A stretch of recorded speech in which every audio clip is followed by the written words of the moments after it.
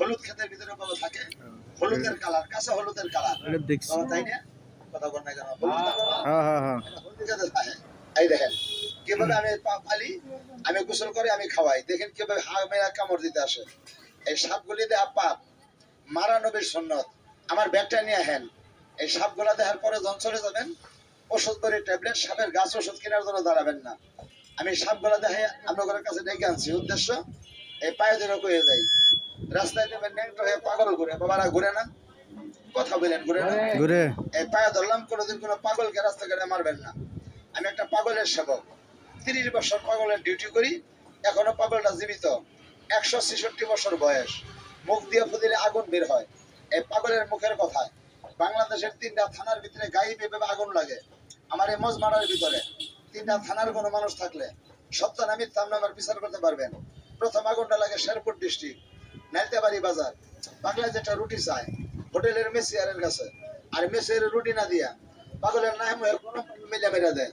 আর পাগল চিৎকার দিয়ে বলে, চাইলাম একটা রুটি, দিলে আমার আগুন, তার চেয়ে বেশি আগুন আমি নাইলতাবাড়ি লাগামো।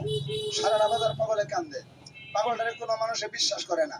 এই টাইমে একটা লোক, লোকটা পাগল ভক্ত ছিল, লোকটা ধানের ব্যবসা করতো, নাম ছিল হুসি মাহাজন। পাগলের চিৎকার হচ্ছে, হৃদয়ে মায়া লাগছে, রাস্তায় দাঁড়িয়ে পাগলটা আটকাইছে। এই পাগলা তুমি দাঁড়াও, তোমার কেডা মারছে আমার কাছে বলো, আমি তার চরম একটা বিচার করবো।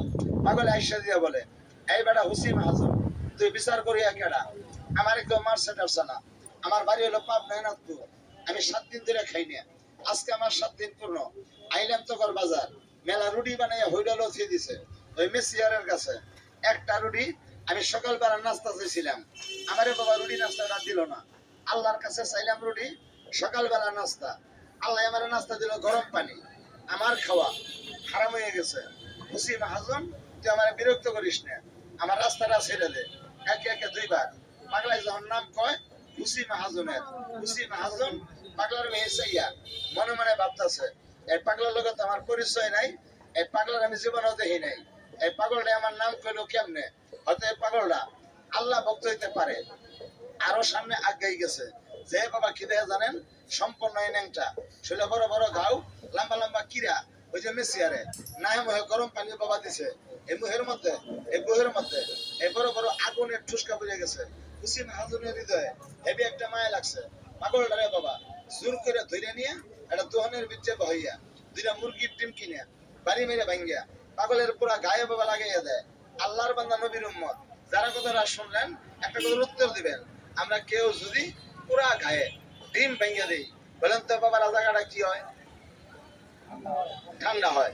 পায়ে সোমা দিলাম, পাগলের ঠান্ডা পেয়ে ছবির ভিতরে দেখেন, দেখার লগে লগে গায়ের পছন্দ হয়ে যাবে, এখনো জীবিত, ফুদিলে আগুন বাইর হয়। যারা ঠান্ডা পায় বাম হাতে আশীর্বাদ করে বলে যায়, তুই আমার ঠান্ডা করলি, আল্লাহ তোরাও ঠান্ডা করবো।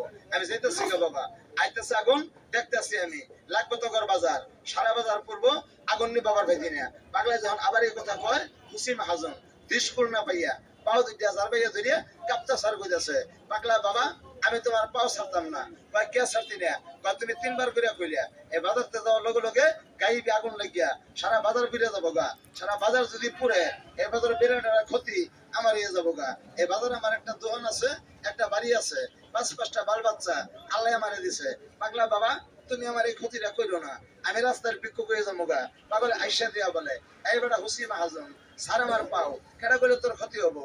আল্লাহ দিয়া দন বুঝে মন, কাইরে নিতে সারাদিন লাগে না, পুরা গাউলিয়া পেটের খিদা লইয়া সারা বাজার আমি কানলাম, কেউ তো আমারে চিনতে পারলো না, তুই আমারে চিনবার পাইয়া হৃদয়ের ভিতরে মায়া করিয়া পুরা গায়ে ডিম ভাঙ্গিয়া আমার